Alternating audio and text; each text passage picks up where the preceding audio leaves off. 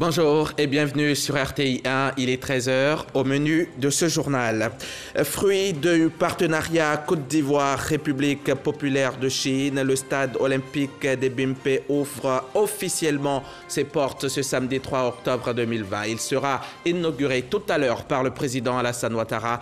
La cérémonie sera également ponctuée d'un match de gala entre la SEC Mimosa et l'Africa Sport.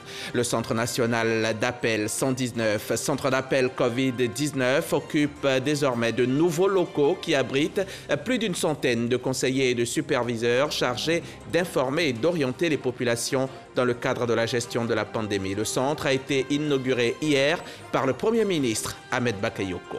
Ce samedi marque le début du concours d'entrée dans les établissements de formation professionnelle pour l'année 2020-2021. 17 239 candidats composent aujourd'hui et demain pour 10 000 places disponibles. Le secrétaire d'État chargé de l'enseignement technique et de la formation professionnelle était ce matin dans quelques centres pour les encourager.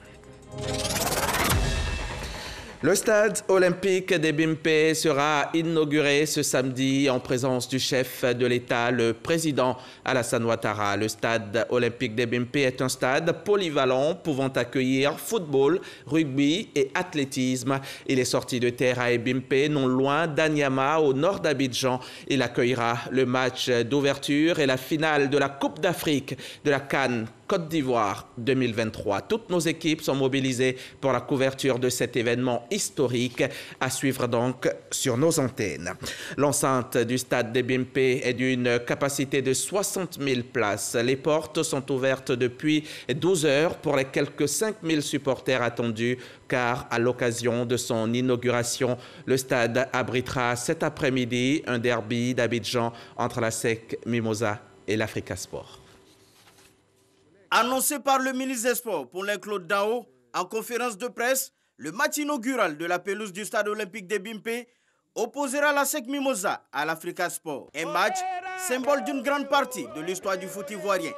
Un choc qui réveille déjà les rivalités amicales. Samedi là, on va leur montrer qui a mis sucre dans mangue. Africa SEC, à SEC là, c'est son grand frère. La dernière fois, le 14 décembre là, ça c'était un accident. ASEC Africa a toujours attisé le fanatisme des uns et des autres, dans une bonne ambiance dominée par le fair play. Le ministère des Sports a déjà annoncé que 50 000 places seront utilisées sur les 60 000 du stade. Objectif, respecter les mesures de distanciation liées à la pandémie à coronavirus. Tout compte fait, les deux clubs ont déjà procédé à la reconnaissance de la pelouse. Les Oye et les Mimo seront donc bel et bien au stade. C'est parce que je n'étais pas là au stade Fauboigny que la SEC a perdu. Mais là, à Ebimpe, je serai assis là avec mon maillot et on va voir ce qui va se passer. Cette fois-ci, ça sera 2-0. Parce qu'on ne veut même pas avoir de but dans notre filet. Finissons avec cette image de Yodé et Siro. Pas forcément d'accord, mais toujours ensemble. C'est aussi ça, le sport. Au retour, là, nos nouveaux petits là vont sortir. Attends. Nous, on a la chanson. Africa, oh yeah, du sang sur gazon. Africa, oh yeah, gazon. L'aigle volera, il volera toujours. Du sang sur gazon. Du sang sur gazon, c'est pour jouer mal. 50 000 personnes attendues donc cet après-midi. Rendez-vous est pris à Ebimpe cet après-midi pour ce choc ASEC Africa et le meilleur gagnera, c'est sûr. Hier, vendredi, Ahmed Bakayoko a échangé à la primature avec les responsables du groupe Bouygues. Il a été question du projet du métro d'Abidjan dont les travaux vont redémarrer et du secteur de l'énergie. Sidonie Davila a assisté pour vous à la rencontre. Bientôt un métro à Abidjan. La nouvelle a été donnée par le PDG du groupe Bouygues. En rencontrant le Premier ministre Ahmed Bakayoko, cette fin de semaine, Olivier Bouygues avait à cœur de dépoussiérer le dossier sur le métro pour le remettre au goût du jour. Ça a été un petit peu ralenti par, le Covid. Et donc on relance toutes ces mécaniques et on est en train de remettre en place toute la remise en marche de tous ces travaux qui devraient démarrer maintenant assez rapidement. Il y a eu un gros travail qui a été fait. Les dernières, je dirais, mises au point administratives, techniques, avancent désormais très bien. Le groupe Bouygues aussi engagé dans l'énergie, veut relancer le projet. C'est peut-être pas sans savoir qu'il y a des nouvelles centrales électriques qui se construisent. L'augmentation de la consommation d'électricité est un fait en Côte d'Ivoire. L'électrification rurale continue. Il y a des nouvelles industries qui se branchent et il y a des besoins nouveaux qui sont créés. Et il faut reconstruire des centrales.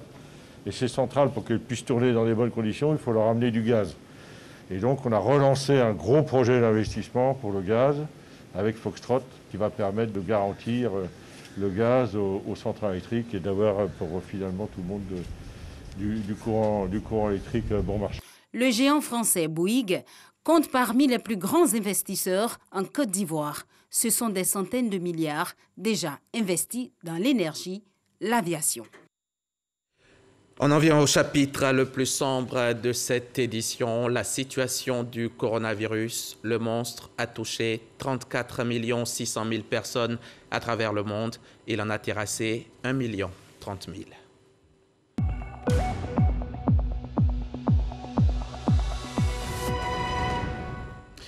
Le coronavirus affecte les individus de différentes manières. Les symptômes les plus fréquents sont la fièvre, la toux sèche et la fatigue.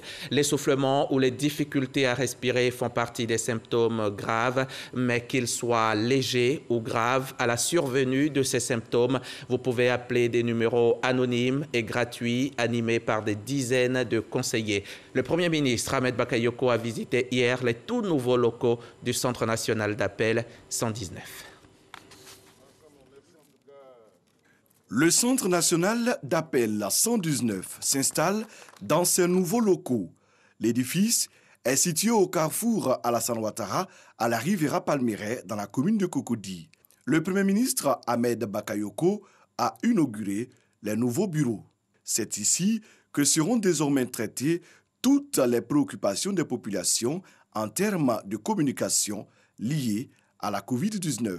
Pendant 5 mois, le gouvernement ivoirien a bénéficié du soutien de Orange à Côte d'Ivoire qui a abrité les locaux provisoires de ce centre. Le Centre national d'appel 119 a une capacité de réception quotidienne qui peut aller jusqu'à plus de 50 000 appels, comme c'était le cas au plus fort de la pandémie. Le chef du gouvernement a pu d'ailleurs s'en rendre compte. Monsieur Charles, bonjour. Je suis le Premier ministre Ahmed Bakayoko. Non, ne vous inquiétez pas. Alors, qu'est-ce qu'on peut pour vous? Ah, les frontières. Oui, les frontières aériennes sont ouvertes. Et puis, mais à des conditions, la condition de faire son test, pour s'assurer que vous ne partez pas malade. Et puis nous aussi, on veille à ce que ceux qui rentrent en Côte d'Ivoire ne soient pas malades pour vous contaminer. Mais je vous en prie, à votre service. Merci. Au revoir.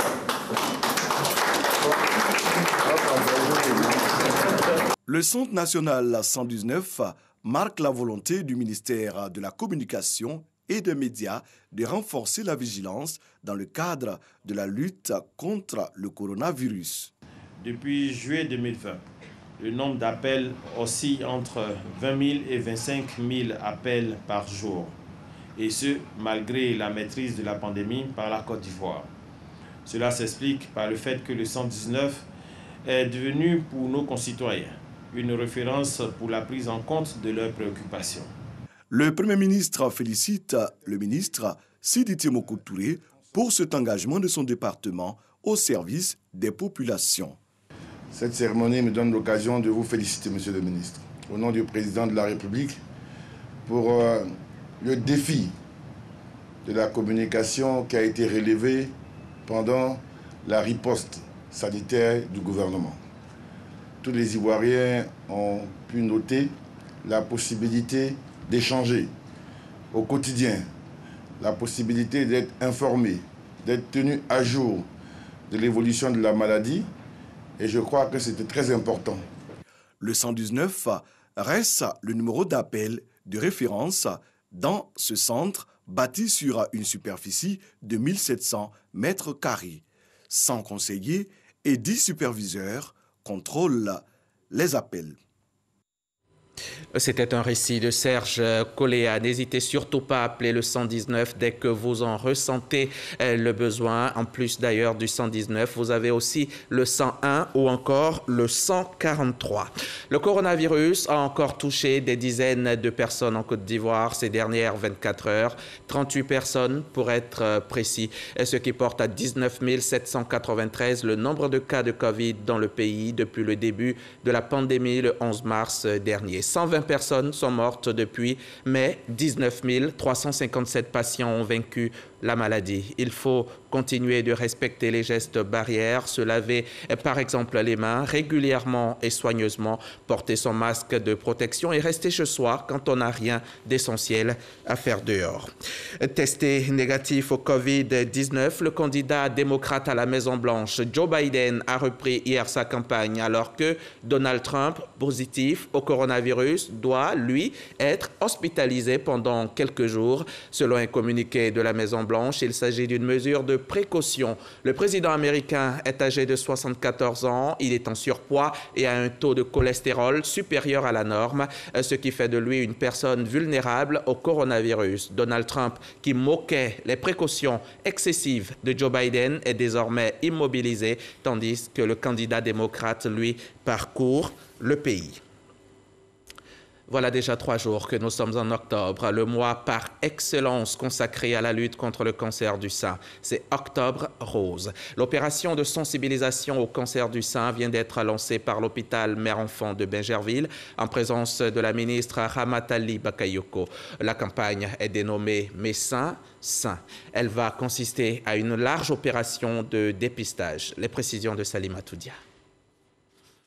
Octobre, mois symbolique dans la lutte contre le cancer du sein.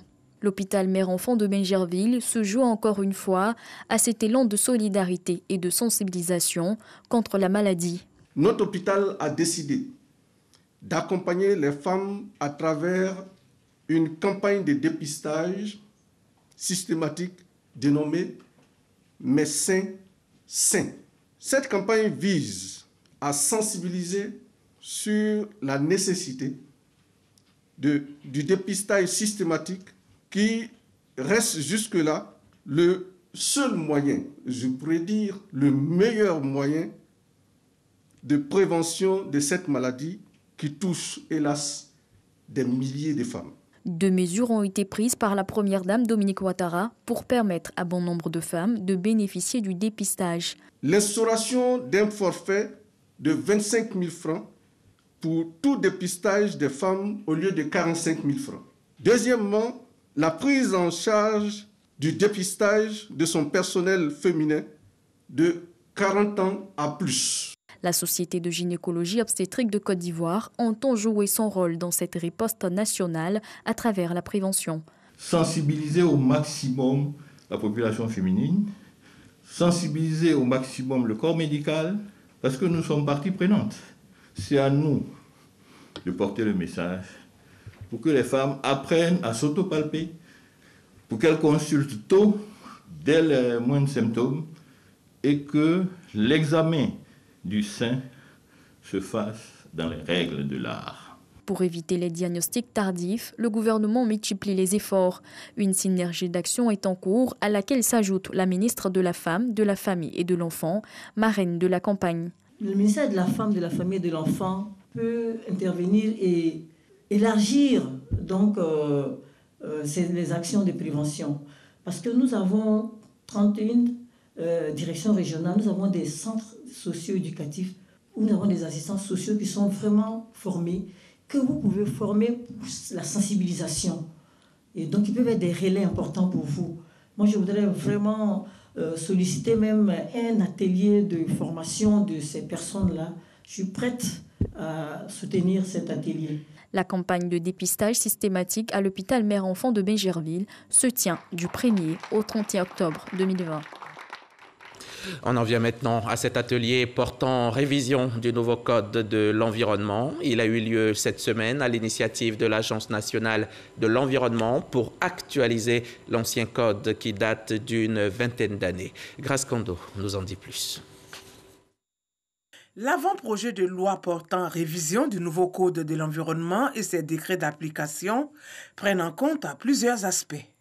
Entre autres, la Convention cadre des Nations Unies sur les changements climatiques, la diversité biologique, la désertification et la gestion des terres. Il y a d'autres approches au niveau des évaluations environnementales, au niveau de l'environnement en général, et d'autres éléments que nous devons prendre en compte au niveau de la gestion environnementale s'opposent à nous.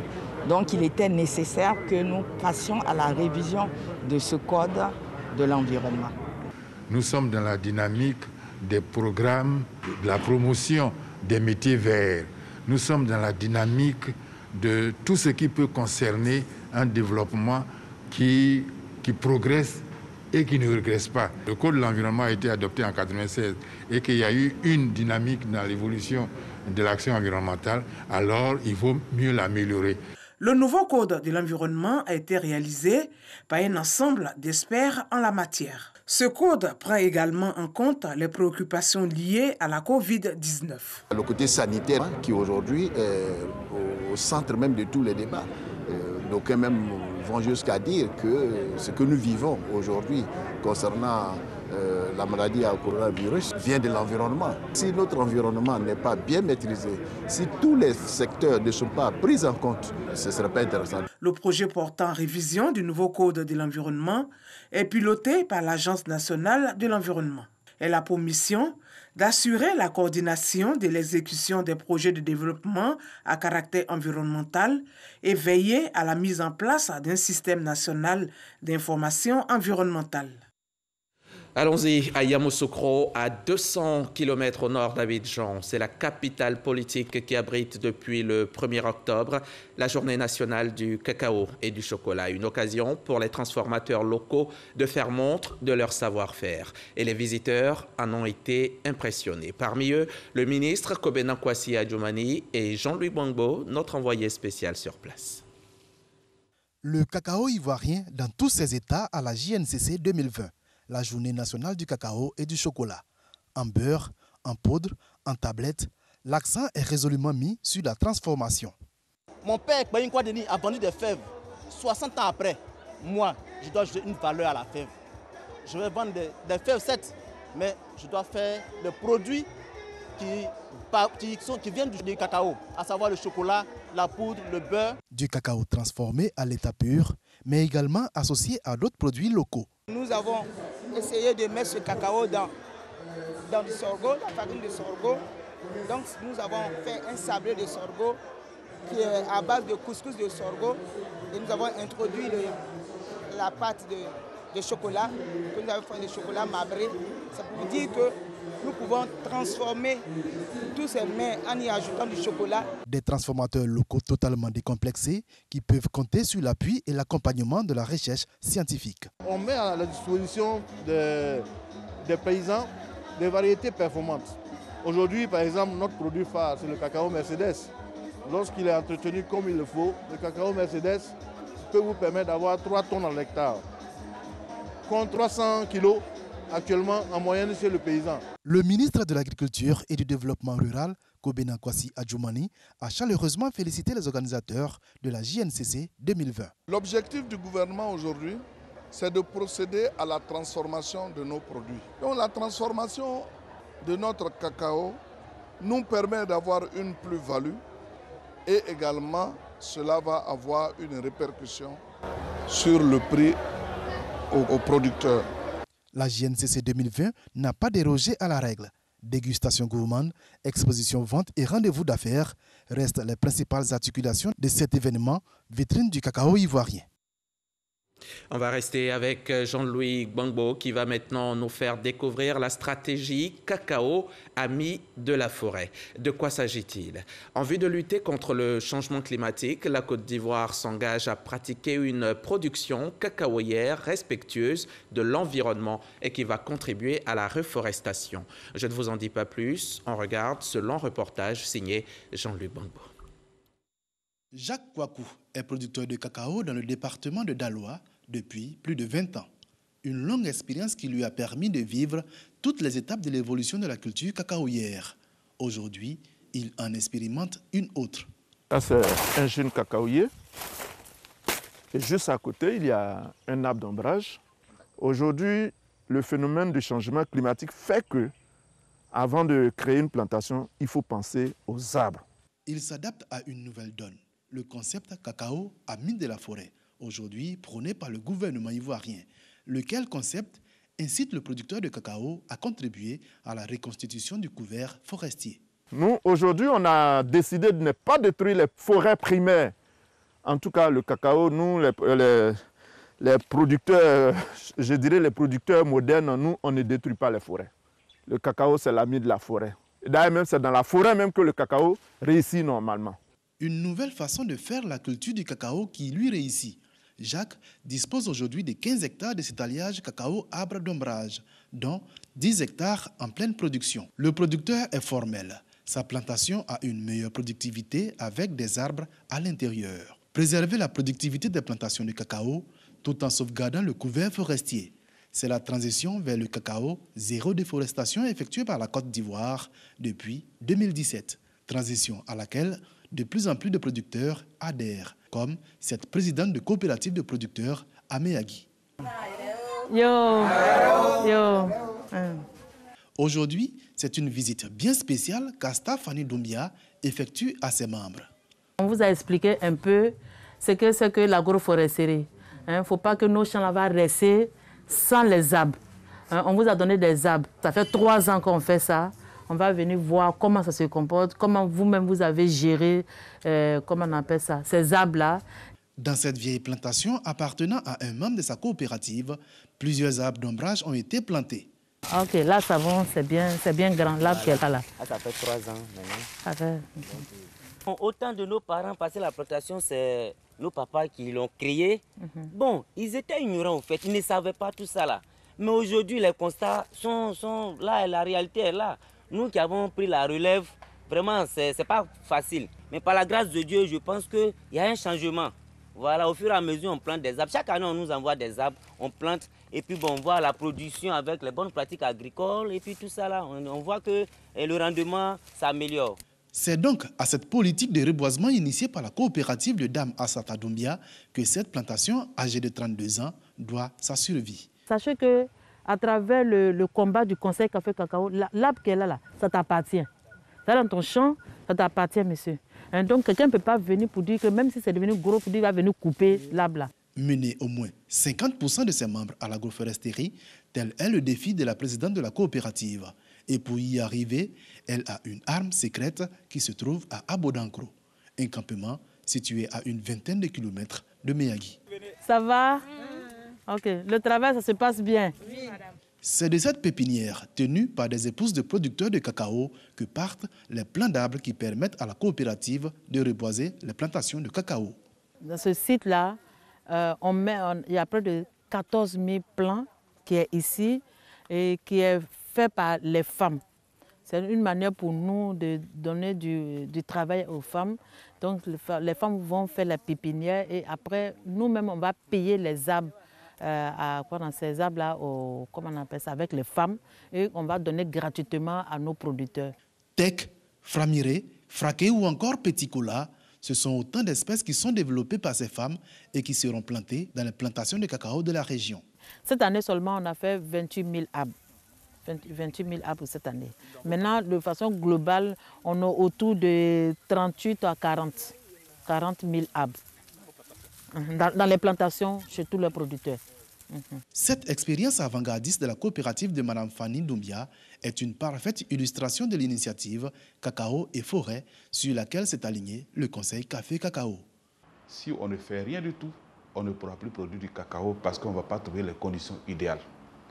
Le Conseil du Café Cacao, aux côtés donc de l'État, a décidé d'accompagner les producteurs à mettre dans leur plantation des arbres. Et également à créer de nouvelles forêts dans les zones dites anciennes. Pour se donner les moyens d'honorer ses engagements, à savoir contribuer à la lutte contre le changement climatique, la Côte d'Ivoire a adopté un nouveau code forestier dont l'un des principaux objectifs est de retrouver 20% du couvert forestier. La stratégie cacao ami de la Côte d'Ivoire, c'était un récit de Jean-Louis Gbangbo du service économie de la rédaction. Ce samedi 3 octobre marque aussi le début du concours d'entrée dans les établissements de formation professionnelle pour l'année 2020-2021. Ce sont 17 239 candidats qui négocient une place parmi les 10 000 disponibles. Ils composent dans 64 centres répartis sur l'ensemble du territoire national. Le secrétaire d'État chargé de l'enseignement technique et de la formation professionnelle a fait le tour de quelques centres ce matin. Le reportage de Salima Toudia. Ce samedi 3 octobre, ils sont 17 239 candidats au concours d'entrée dans les établissements publics de formation professionnelle pour la session 2020-2021. En présence d'une délégation du secrétariat d'État chargé de l'enseignement technique et de la formation professionnelle, ils entament les premières épreuves des différentes spécialités de formation. Les sujets sont abordables, en tout cas ce sujet est abordable. Ça parle de l'entrepreneuriat en Côte d'Ivoire.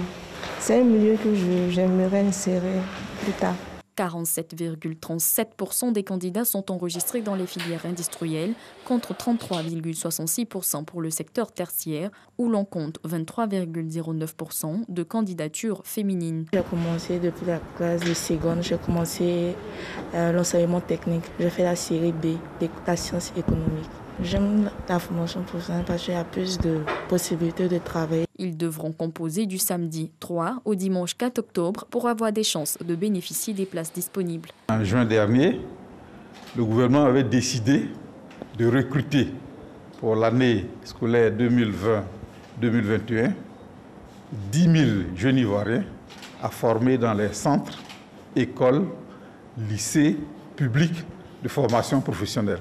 À l'issue de cette instruction, les candidatures ont été ouvertes et nous avons eu en tout 17 239 candidats inscrits, repartis dans 64 centres. Les autorités éducatives ont rendu visite aux différents candidats dans les communes de Cocody ou encore de Marcory et ont mis l'accent sur la compétence. Les sociétés ivoiriennes ont besoin de personnel qualifié. Ces personnels-là, on ne peut les avoir que s'ils sont formés. Et pour être formés, il faut bien que le ministère en charge de la formation professionnelle s'en charge. C'est pour cela que ce concours est ouvert et c'est pour cela que nous sommes là ce matin pour voir comment est-ce que le directeur des examens concours va procéder au choix des candidats les plus méritants. Les résultats du concours sont prévus pour le mercredi 14 octobre. C'est donc une délégation du secrétariat d'État chargé de l'enseignement technique et de la formation professionnelle qui a fait le tour de quelques centres ce matin ici à Abidjan. Dans la région de Bouaké maintenant, ils sont plus de 700 candidats à composer ce matin pour le concours d'entrée dans les établissements publics de l'enseignement technique et de la formation professionnelle. Les épreuves ont démarré à Bouaké en présence des autorités administratives et éducatives. Le témoignage de Kwadio Kwame de la station régionale RTI Bouaké. Concours d'entrée dans les établissements publics de formation professionnelle. Au CET, ce sont 331 candidats repartis dans 4 filières BTS, APBTS, brevet professionnel et du BT. 352 candidats au CTF et 70 à Sakassou, soit 753 candidats dans le Bouaké qui planchent sur les épreuves. Tout a débuté par les épreuves de français. Au lancement des épreuves, le directeur régional de l'enseignement technique et de la formation professionnelle a exhorté les candidats à la rigueur dans le travail pour de bons résultats. Au niveau du ministère, il y a près de 10 000 places. Et nous avons près de 12 000 candidats. Donc c'est une sélection qui doit se faire. Que chacun, effectivement, ait un regard sur sa feuille. Voilà, le travail paye. Voilà, donc au sorti, effectivement, de ces compositions, au niveau du résultat, nous souhaitons effectivement qu'au niveau de Bouaké, qu'il y ait vraiment de bons résultats. Venu apprécier le bon déroulement des épreuves et encourager les candidats, le secrétaire général des préfectures a invité les candidats à travailler dans la sérénité et à bannir la tricherie. Nous voudrons vous inviter vraiment à travailler en toute sérénité. Et nous disons que les épreuves qui vous ont été données, c'est des choses que vous avez déjà vues. Donc je voudrais vous inviter à travailler sans tricher. Parce que vous savez que maintenant, on prend l'excellence. Donc l'excellence ne rime pas avec la tricherie. Les résultats du concours sont attendus pour le 14 octobre 2020. Nous allons refermer ce journal, mais avant de nous quitter, je rappelle que le stade olympique d'Ebimpe sera inauguré ce samedi en présence du chef de l'État, le président Alassane Ouattara. Un stade de 60 000 places, fruit de la coopération Côte d'Ivoire, République populaire de Chine. Le stade est polyvalent, il peut accueillir du football, du rugby et de l'athlétisme. Il accueillera le match d'ouverture et la finale de la CAN Côte d'Ivoire 2023. Mais ce samedi, c'est l'ASEC et l'Africa qui y croiseront le fer. Une rencontre de gala que vous pourrez bien sûr suivre sur notre antenne RTI 1, la chaîne qui rassemble, votre chaîne préférée. Merci de nous suivre où que vous soyez dans le monde. Ce journal est terminé. Prochain rendez-vous ce soir à 20h avec Marie-Laure Ngoran. Moi, je serai encore chez vous demain à 13h. À demain donc, dans la paix, dans la santé.